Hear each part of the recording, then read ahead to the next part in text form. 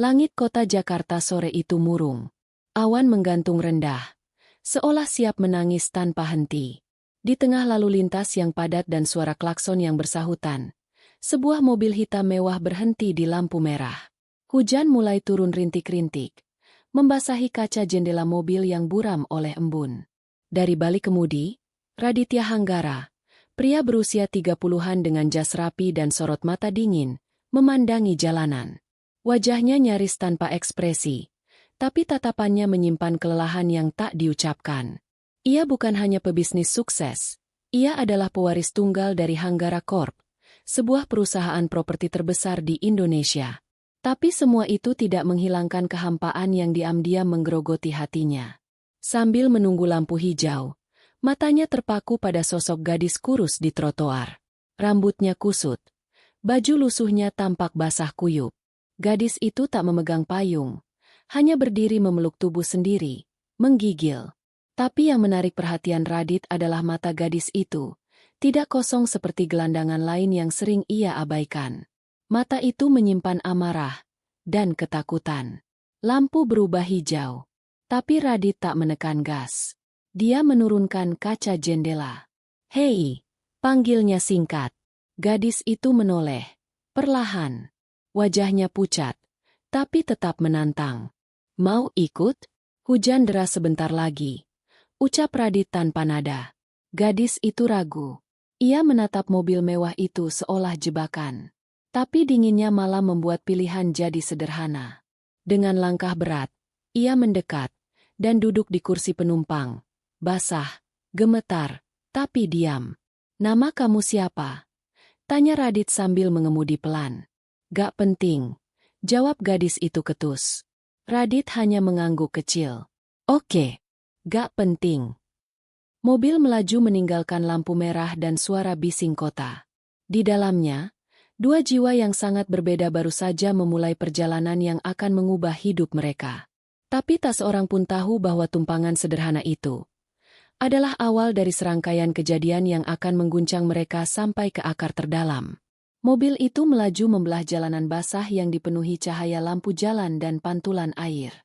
Di dalam kabin yang hangat dan wangi kulit sintetis, suasana justru membeku oleh keheningan. Radit melirik gadis di sampingnya sesekali. Ia tetap diam, memeluk tubuh sendiri, sesekali batuk pelan. "Jaket di belakang, ambil aja kalau kedinginan," ucap Radit pelan, masih menatap ke depan. Gadis itu tak menjawab, tapi akhirnya meraih jaket itu perlahan. Tangannya gemetaran saat menyelimutkan jaket ke tubuhnya. Ada jeda, sebelum ia bicara, masih dengan suara rendah dan sinis. "Kenapa kamu ngasih tumpangan ke orang yang kamu nggak kenal?" "Takutnya aku penipu." Radit menghela napas. "Kalau kamu penipu paling menyedihkan yang pernah aku lihat." Gadis itu meliriknya tajam, nyaris tersinggung. Tapi tatapan itu perlahan melembut. Entah kenapa, ada kejujuran dalam nada datar pria itu. Bukan rasa kasihan, tapi lebih seperti pengakuan diam-diam bahwa ia sendiri juga menyedihkan. "Aku bisa turunin kamu di warung 24 jam dekat flyover.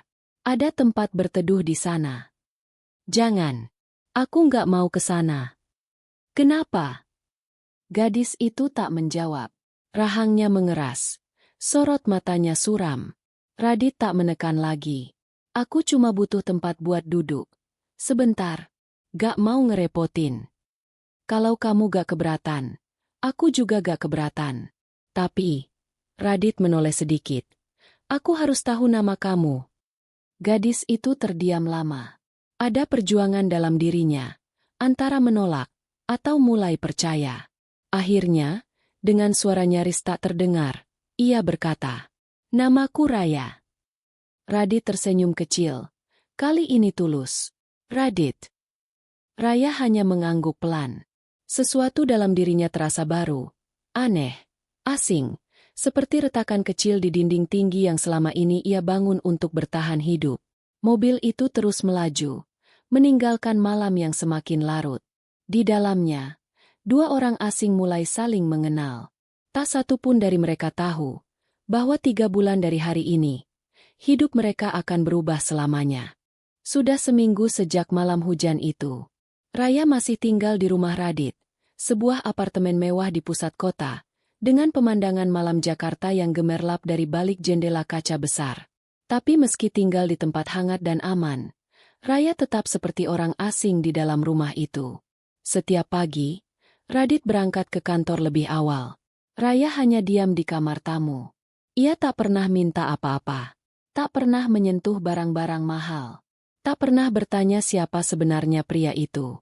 Dan Radit pun tak banyak bicara. Ia hanya memberi satu syarat. Kalau kau mau tinggal di sini, tolong jangan bohong. Suatu malam, Radit pulang lebih awal.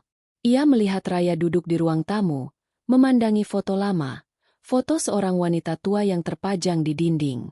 Wajah wanita itu tersenyum lembut, tapi menyimpan kelelahan yang sama dengan mata Raya. "Dia ibumu?" tanya Raya pelan. Radit mengangguk. "Sudah meninggal 2 tahun lalu." Raya diam sesaat, lalu bergumam. "Dia kelihatan baik." "Kamu mirip dia," kata Radit tiba-tiba. Matanya. Raya terkejut. Ia belum pernah dibilang mirip siapapun seumur hidupnya. Radit lalu duduk di seberangnya. Untuk pertama kalinya, ia bertanya lebih dari sekadar, "Sudah makan?" "Kamu lari dari apa, Raya?" Pertanyaan itu seperti cambuk. Raya bangkit berdiri, wajahnya menegang. "Aku gak lari dari siapa-siapa." "Kalau kamu gak lari, kenapa kamu ada di jalanan, sendirian, hujan-hujanan malam itu?"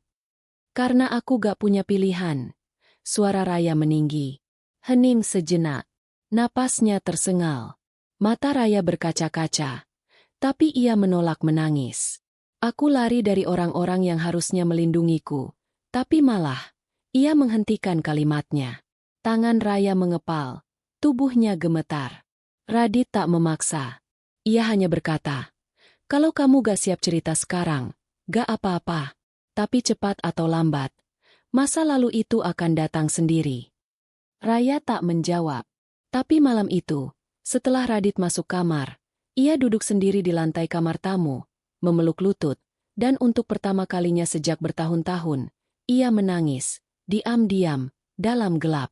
Dan di luar sana, seseorang sedang melihat fotonya di layar ponsel yang penuh goresan. Wajah lelaki itu dingin. Suaranya serak saat berkata ke seseorang di ujung telepon, "Gadis itu belum mati. Dia di Jakarta." Pagi itu, Jakarta diselimuti kabut tipis. Radit sudah berangkat lebih pagi dari biasanya karena ada pertemuan penting dengan investor asing. Sementara itu, Raya duduk sendirian di ruang tamu, memeluk bantal, pikirannya masih berputar pada percakapan malam sebelumnya. Semenjak Radit menanyakan tentang masa lalunya, tidur Raya tak pernah lelap. Wajah-wajah dari masa lalu terus menghantuinya. Ayah tiri yang kasar, ibu yang terlalu diam, dan luka-luka yang tak pernah benar-benar sembuh. Saat sedang termenung, bel pintu apartemen berbunyi. Raya menegang. Ia tak pernah membuka pintu selama Radit pergi. Tapi kali ini, rasa penasaran mengalahkan rasa takut. Pelan-pelan, ia melangkah ke depan pintu dan mengintip dari lubang kecil. Seorang wanita berdiri di sana. Berpenampilan elegan, dengan kacamata hitam dan blazer mahal. Di tangannya ada map coklat. Raya tak membuka pintu, tapi wanita itu tahu ia sedang diperhatikan. "Nama kamu Raya, kan?" Suara wanita itu terdengar dari luar. "Kita harus bicara tentang ayahmu." Raya mundur selangkah. Napasnya tercekat. "Ayah?" Kata itu seperti pisau yang menusuk kembali luka lama. Ia bahkan tak yakin ayah kandungnya masih hidup. Wanita itu melanjutkan, "Dia menyuruh orang mencarimu. Kau hilang selama hampir 2 tahun. Tapi sekarang, dia tahu kamu masih hidup." "Dek." Raya gemetar. Tangannya berkeringat dingin. Wanita itu menyisipkan sebuah kartu nama di bawah pintu dan pergi tanpa menunggu. Di kartu itu tertulis, "Dewi Wulandari, investigator pribadi PT Arta Prima." Dan di balik kartu itu, tulisan tangan, "Dia tidak akan berhenti sampai menemukanmu." Hari itu, untuk pertama kalinya sejak tinggal di rumah Radit, Raya merasa tidak aman. Tidak ada tempat yang cukup jauh untuk bersembunyi dari orang-orang seperti ayah tirinya. Dan yang tak ia tahu, Radit pun menyimpan masa lalu yang bisa menjadi masalah besar bila bertabrakan dengan milik Raya. Hari-hari berikutnya berubah menjadi ketegangan yang sunyi. Raya semakin jarang keluar kamar. Kartu nama itu masih tersembunyi di balik laci meja, tapi pikirannya terus dikejar oleh nama yang tertulis di sana, Dewi Wulandari. Dan terutama, ayah, yang disebut wanita itu. Radit memperhatikan perubahan itu, meski Raya mencoba menutupi dengan senyum tipis dan pura-pura sibuk. Tapi ia tahu, ada sesuatu yang berubah. Di sisi lain, Radit pun tak lepas dari kegelisahan. Perusahaan miliknya sedang diaudit karena laporan keuangan lama yang tak beres.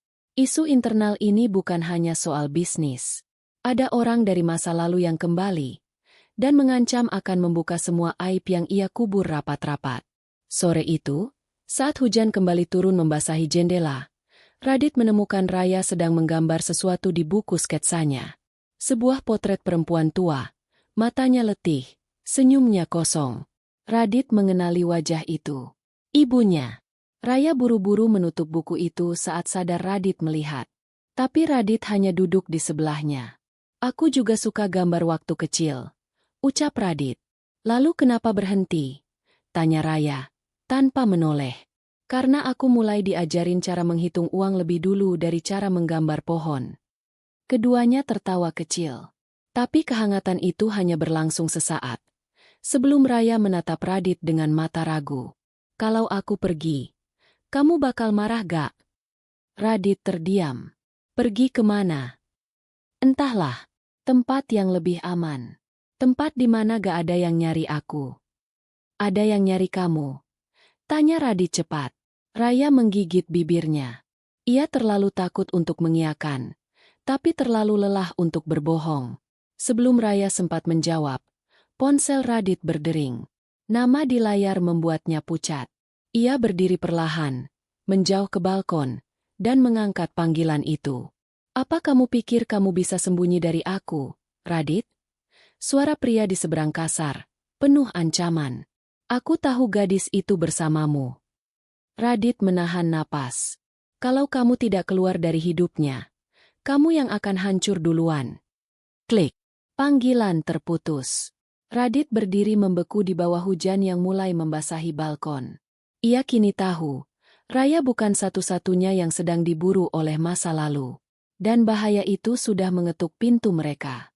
Malam itu, apartemen Radit terasa jauh lebih sunyi dari biasanya. Padahal lampu-lampu kota masih menyala terang di luar sana. Tapi di dalam, dua orang dengan masa lalu yang retak sedang duduk dalam diam, masing-masing menyembunyikan ketakutan mereka sendiri. Radit memutuskan untuk bertanya langsung. Raya, siapa yang mencarimu? Raya menoleh pelan.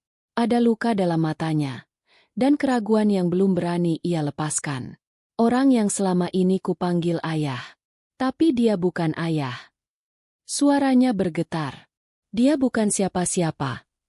Kecuali seseorang yang ingin aku tetap hilang. Tetap diam. Radit memandangi gadis itu. Ia ingin memeluknya. Ingin mengatakan bahwa semua akan baik-baik saja. Tapi ia tahu, kebohongan semacam itu hanya akan menyakitinya lebih dalam nanti. Kalau dia datang ke sini, lanjut Raya pelan. Kamu jangan melindungiku. Aku gak mau kamu ikut bahaya. Radit hanya menjawab dengan suara tenang namun tegas. Kalau kamu pikir aku akan diam saat seseorang menyakitimu lagi, kamu salah besar. Namun, di luar apartemen yang hangat itu, bahaya memang sedang bergerak.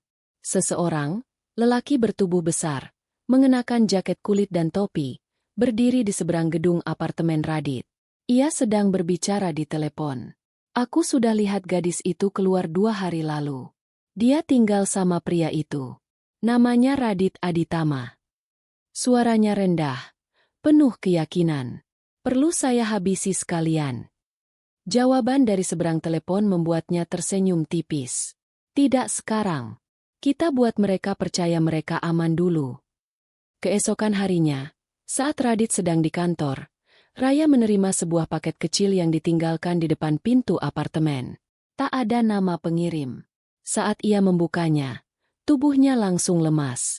Di dalam kotak itu, sebuah boneka kain kecil, usang, dengan benang merah menjahit bagian matanya yang sobek. Dan secari kertas bertuliskan tulisan tangan. Kau pikir aku lupa boneka kesayanganmu? Aku bahkan tahu di mana kamu tidur sekarang. Tangan Raya gemetar. Ia menjatuhkan kotak itu dan mundur perlahan. Bahaya bukan lagi sebuah ancaman samar. Bahaya sudah ada di depan pintu. Radit pulang lebih cepat malam itu.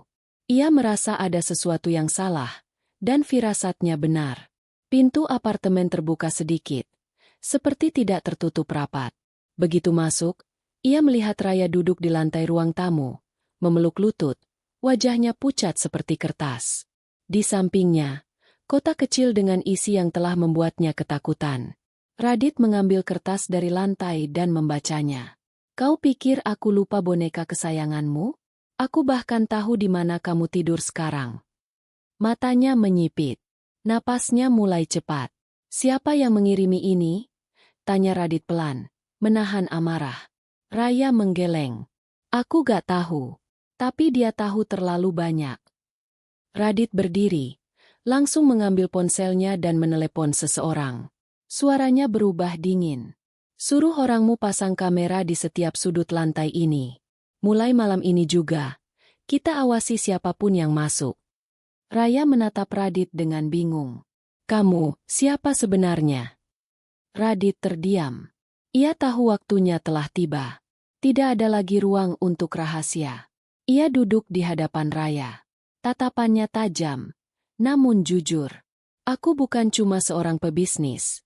Ray, perusahaan ini dulu dibangun oleh ayahku, seorang pengusaha yang terlibat dalam banyak hal kotor. Setelah beliau meninggal, aku mewarisi semuanya termasuk musuh-musuhnya. Raya menahan napas. Selama ini aku jaga jarak dari dunia itu. Tapi ada satu orang yang tidak pernah berhenti mengincar keluarga kami. Namanya Gilang. Dia mantan partner ayahku, dan psikopat yang menyamar jadi pengusaha. Raya memicingkan mata. Gilang? Radit mengangguk. Dan dari cara dia menerormu, aku yakin dia juga yang mencarimu. Mungkin dia kenal dengan ayah tirimu. Mungkin dia punya hubungan yang lebih besar dalam semua ini. Raya menggeleng, bingung dan takut. Apa kamu yakin semua ini bukan karena aku? Apa kamu gak menyesal menolong aku? Radit menatapnya lama. Lalu, dengan tenang, ia berkata, kalau harus memilih antara rasa aman dan menolong kamu, aku tetap akan berhenti malam itu. Dan tetap akan suruh kamu naik ke mobilku. Mata Raya berkaca-kaca. Tapi sebelum ia sempat menjawab, suara dering ponsel Radit memotong keheningan. Seseorang dari tim keamanannya menelepon. Tuan Radit, kami baru memeriksa CCTV parkiran bawah, dan seseorang baru saja merusaknya. Kami juga temukan simbol aneh digambar di pintu mobil Anda. Seperti peringatan. Radit menutup telepon. Wajahnya tegang. Perang sudah dimulai, gumamnya. Dan mereka tahu, kita sedang bersama. Hujan deras mengguyur kota malam itu. Langit gelap dan penuh kilatan, seolah menyatu dengan ketegangan yang menggantung di udara. Radit menatap layar laptopnya dengan rahang mengeras. Tim keamanannya mengirim tangkapan layar dari CCTV yang berhasil diselamatkan sebelum rusak. Sosok pria tinggi berjubah hitam terlihat berjalan perlahan ke arah mobil Radit, dan menggambar simbol segitiga di kap mesin menggunakan sesuatu yang terlihat seperti darah. Ini bukan ancaman biasa, gumam Radit. Sementara itu, Raya mulai menata barang-barangnya ke dalam tas kecil. Ia merasa bersalah, takut, dan lelah. Dunia yang tadinya penuh ketidakpastian, kini berubah jadi neraka yang mengintai di balik setiap sudut. Radit, kita harus pergi dari sini malam ini juga. Bisik Raya sambil berdiri di ambang pintu kamar. Radit menoleh. Aku sudah siapkan mobil cadangan di basement. Kita pergi ke rumah persembunyian ayahku di luar kota. Hanya sedikit orang yang tahu tempat itu. Tanpa banyak bicara, mereka turun melalui lift belakang. Semua terasa seperti film yang tak mereka pilih untuk mainkan. Begitu mereka masuk mobil, Radit melirik kaca spion. Seseorang berdiri di sudut gelap basement, mengawasi. Mobil melaju keluar dari parkiran. Tapi baru beberapa blok, motor besar melaju di belakang mereka, terus membuntuti. Lalu satu lagi, dan satu lagi. Radit. Suara Raya mulai panik. Aku lihat. Radit memutar setir tajam, membelok ke arah jalur cepat. Kejar-kejaran dimulai. Mobil mereka melaju di tengah hujan dan lampu kota yang kabur oleh air. Raya menggenggam sabuk pengaman erat-erat. Air matanya mengalir tanpa sadar. Setelah hampir 1 jam berkendara tanpa arah, akhirnya mereka berhasil mengecoh para pengejar dan masuk ke jalan kecil menuju rumah tua peninggalan ayah Radit. Tapi saat mereka sampai, pintu depan rumah itu sudah terbuka. Radit mencabut senjata dari laci tersembunyi di dalam mobil. Senjata yang sudah lama tidak ia sentuh sejak keluar dari dunia ayahnya. Diam di sini, katanya. Namun Raya menolak. Ia mengikuti Radit masuk ke dalam rumah. Langkahnya pelan dan waspada. Di ruang tamu yang gelap, sebuah amplop tertinggal di atas meja. Dengan hati-hati, Radit membukanya. Isinya, sebuah foto. Raya masih kecil. Tapi di belakangnya, berdiri seorang pria. Pria yang tersenyum, pria yang juga ada di foto-foto lama keluarga Radit. Radit jatuh terduduk. Jantungnya membeku. Ini gak mungkin. Raya mengambil foto itu. Saat ia melihat wajah pria di belakangnya, tubuhnya mulai gemetar. Itu suami ibuku. Tapi kenapa dia ada di rumah kamu? Radit menatap Raya dengan mata kosong. Raya, pria itu adalah Gilang. Dia bukan hanya musuh ayahku, dia mantan sahabatnya. Dan lebih dari itu. Radit menarik napas dalam-dalam.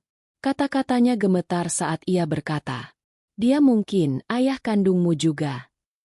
Bagian resolusi anti-klimaks. Angin berhembus dingin dari celah jendela rumah tua itu. Raya masih menatap foto di tangannya, sementara suara Radit masih terngiang-ngiang di telinganya. Dia mungkin ayah kandungmu juga. Dunia Raya runtuh dalam sekejap. Kepalanya terasa berat, nafasnya sesak. Ia duduk di lantai, memeluk lutut, mencoba menahan tubuhnya yang mulai gemetar. Jadi, selama ini aku lari dari pria yang, mungkin, adalah ayahku sendiri. Gumamnya pelan, suara hampir tak terdengar. Radit tidak menjawab. Ia menatap kosong keluar jendela, mencoba memahami potongan-potongan masa lalu yang selama ini ia kubur bersama dendam ayahnya. Ayahku dan Gilang bersahabat sejak muda, kata Radit perlahan. Tapi kemudian Gilang mengkhianatinya. Bisnis kotor, pencucian uang, penyelundupan, semua melibatkan nama keluarga kami. Saat ayahku mundur dan bersih, Gilang justru semakin dalam. Raya mulai mengingat percakapan samar yang ia dengar waktu kecil. Ibunya yang sering menangis. Suami ibunya yang temperamental, manipulatif, dan selalu penuh rahasia. Dia bukan ayah yang membesarkanku. Dia cuma mengontrolku. Tapi sekarang kalau dia juga ayah kandungku, berarti aku bagian dari dunia ini, kata Raya lirih. Radit segera membantah. Kamu bukan dia, Ray. Darah tidak menentukan siapa kita. Pilihan yang kita buat, itulah kita. Hening beberapa saat. Kemudian suara mesin mobil terdengar mendekat. Lampu sorot menyorot ke arah rumah tua itu. Radit dan Raya saling berpandangan. Mereka tahu waktunya hampir habis. Kalau dia datang malam ini, ujar Radit, kita hadapi. Tapi kali ini, dengan kebenaran, bukan ketakutan. Raya berdiri. Wajahnya masih penuh luka. Tapi ada cahaya berbeda dalam matanya. Ia bukan lagi gadis yang berdiri di pinggir jalan 3 bulan lalu. Ia telah melalui banyak hal. Dan kini saatnya ia memilih arah hidupnya sendiri. Dari balik jendela, sebuah mobil hitam berhenti. Pintu terbuka. Dan dari dalam, Gilang akhirnya muncul. Wajahnya masih seperti di foto. Tajam, tenang, menakutkan. Tapi Raya tidak bersembunyi lagi. Ia berdiri di ambang pintu, menatap langsung ke mata pria itu. Kalau kau memang ayah kandungku, buktikan malam ini, siapa sebenarnya dirimu. Tapi aku bukan milikmu. Dan hidupku bukan alat mainanmu lagi. Gilang menyeringai kecil. Tapi di matanya ada sedikit keretakan. Untuk pertama kalinya, ia tidak mengontrol segalanya. Dan saat Radit berdiri di samping Raya, menggenggam tangannya dengan tenang, semua berubah. Bukan perang, tapi penutupan luka. 3 bulan telah berlalu sejak malam penuh pengakuan dan konfrontasi itu. Kota perlahan kembali tenang, namun di hati Raya dan Radit, ada kedamaian yang baru ditemukan. Raya kini tidak lagi menjadi gadis gelandangan yang takut akan masa lalu. Ia telah menjalani terapi, berkuliah, dan bahkan memulai pekerjaan paruh waktu di sebuah yayasan sosial untuk membantu anak-anak terlantar. Radit, yang dulu terpaku pada bisnis dan bayang-bayang keluarganya, kini lebih terbuka. Ia mendukung Raya sepenuhnya, tidak hanya sebagai pelindung, tapi juga sebagai teman dan rekan. Suatu sore, mereka duduk di sebuah taman kota, memandang anak-anak bermain. "Kalau bukan karena kamu yang memberi tumpangan waktu itu," ujar Raya sambil tersenyum, "aku mungkin masih tersesat di jalan gelap." Radit meraih tangan Raya, menggenggamnya erat. "Dan aku justru dapat hadiah terbesar dari pertemuan itu. Kamu."